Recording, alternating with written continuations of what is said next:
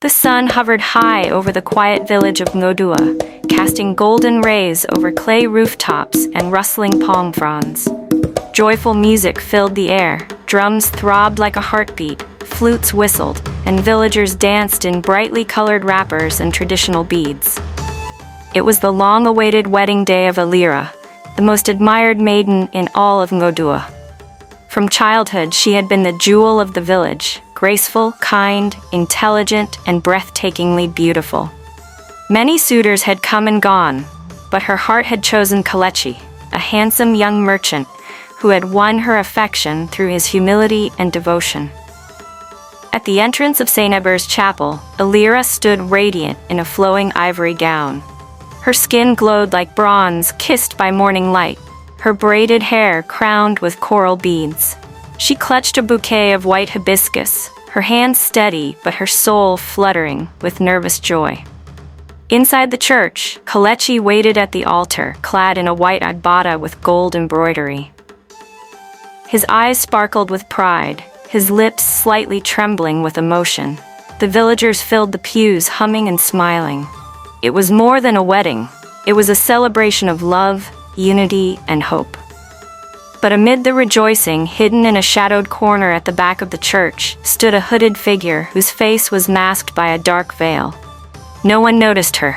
No one ever did. She watched Alira with eyes full of malice and something ancient, something bitter. Alira had no idea her fate had been sealed long before her first cry as a newborn. She didn't know that she was walking into a moment planned not by God or love, but by vengeance long buried. The ceremony began. The priest lifted his voice in blessing, calling down favor upon the couple. Every word echoed against the high ceilings, rebounding with holy power. Kalechi looked at Alira with unshakable love. The entire church smiled in agreement. But then, just as the priest pronounced the sacred words, "You may now seal your vows with a kiss," Alira's knees buckled slightly.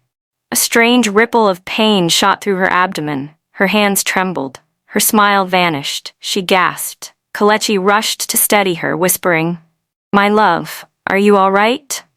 But Alira didn't respond. Her breath grew shallow, her eyes widened. Something was happening, something unnatural.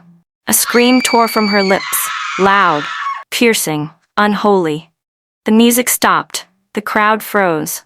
Every pair of eyes turned to the bride who had now collapsed in front of the altar, writhing in agony.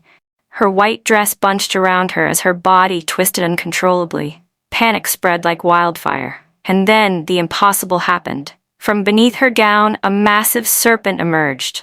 Black as night, its scales glistening with an oily sheen under the flickering candles. It uncoiled itself slowly, hissing loudly as if proud of its grotesque entrance. Gasps and cries filled the chapel. Some women fainted. Others ran screaming toward the doors. Men stumbled over pews, shielding their children as they fled. Kalechi stood still, rooted in place. His entire world shattered before him. The snake curled around Alira, protectively, possessively. Her face was drenched in tears, eyes wide with horror and confusion. "Why?" she whispered. "Why me?" The priest stepped back, clutching his Bible tightly. "This is no natural thing," he muttered. "This is a generational affliction." And it was. Decades before Alira was born, her mother, Mba Nweke, had been a proud, powerful woman in Ngodua. Known for her wealth and ruthless ambition, she had once taken possession of a small plot of land that belonged to a poor elderly woman named Agioma. The land was near a stream rumored to hold spiritual energy. Despite Agioma's pleas and warnings, Nweke drove her out, seized her livestock, and razed her hut. The villagers watched in silence, fearing Nweke's influence. In her rage and sorrow, Agioma raised her hands to the sky and pronounced a curse. "For the harm done to me, a daughter born from your womb shall bear my pain. On the day the world gathers to honor her, she shall deliver terror in place of joy. She will be a symbol of shame until the debt is paid." Nweke had laughed it off as the babbling of a senile woman. She continued to live lavishly, raised Alira in luxury, and even died peacefully in her sleep years later, thinking she had conquered every enemy. But curses, like shadows, wait. Alira, who had lived a life of compassion and grace, was the vessel through which vengeance chose to manifest. She knew nothing of the curse until the moment it bloomed into horror on her wedding day.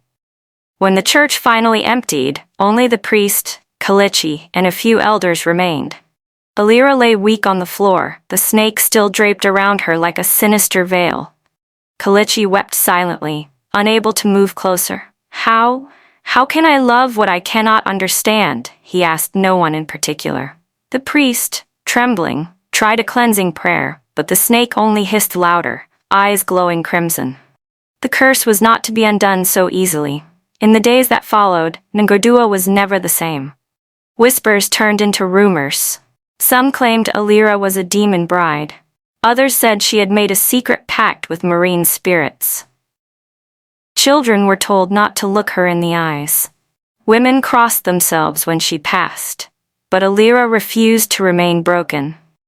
With her grandmother Ijoma, who had always sensed something spiritual about her, Alira set off on a long journey to find the truth. They traveled across distant villages and dense forests, seeking knowledge from seers, diviners, and ancient priests. Some turned them away in fear. Others welcomed them with guarded eyes. Alira learned that to break the curse, she had to confront the spirit of the one who cast it, not with hatred, but with humility and restitution. She would have to give back what her mother had taken, not land or cows, but dignity, remembrance, and honor. And so began a spiritual quest, not just to remove the serpent from her life, but to restore peace to a soul that had been trampled underfoot by power. Through trials, betrayals, tests of faith, and nights soaked in tears, Alira grew stronger. Her journey became a testament, a beacon to others who bore the weight of sins they never committed. As for Calamity, torn between love and fear, he too underwent a transformation. He began to understand that love is not only about joy and beauty, but also about endurance and truth. Whether their paths would reunite in marriage was unknown, but one thing was clear.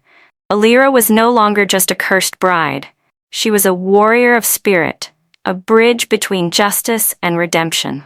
Moral of the story: the wounds we inflict, especially those driven by greed and pride, do not vanish. They echo through time, often resurfacing in the lives of the innocent. Let us act justly, knowing that even unseen curses wait patiently for their time. Never ignore the cries of the powerless, for what we bury with silence today may rise with fury tomorrow. Hi besties, we have finally come to the end of this amazing story. Hope you all enjoyed it and learned something from it. Please do well to like, share, and comment your thoughts about this story. And if you haven't subscribed to our channel, please do, it's free, as it helps us keep bringing you more amazing stories. Alright besties, thank you so much for staying with us to the very end. I will see you in our next story. Bye for now.